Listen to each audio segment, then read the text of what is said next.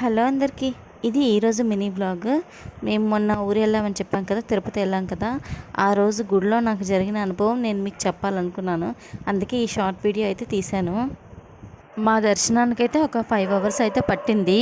3 hours అయితే కంపార్ట్మెంట్లో ఉంచారు and మిగతా 2 అవర్స్ కూడా లైన్లోనే నడిచాము. మనం ఇంత దూరం నుంచి స్వామివారికి మన కష్టాలు చెప్పుకోవాలని, మన కోరికలు చెప్పుకోవాలని వెళ్తాము.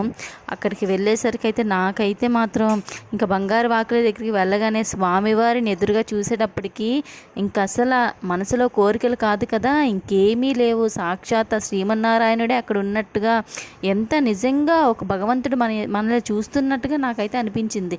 యూట్యూబ్లో మనం చూస్తూ ఉంటాం కదా వీడియోస్లో, స్వామిని చూడగానే మన కోరికలు గుర్తుండవని. సేమ్ నాకు ఆ ఫీలింగ్ అనిపించింది. కంట్లోంచి కన్నీరు ఇంకా దారల్లా అనిపించింది. ఆ అనుభూతి అలాగా ఒక 2 డేస్ వరకు నాకు అలానే ఉంది. మళ్ళీ మన స్వామివారు ఎప్పుడు పిలుస్తారా, ఎప్పుడు మళ్ళీ దర్శనం చేసుకుంటావా అనేలా అనిపించింది నాకు. ఇంకా తిరుపతిది లాంగ్ వీడియో వచ్చేసి ఛానల్లో పోస్ట్ చేశాను.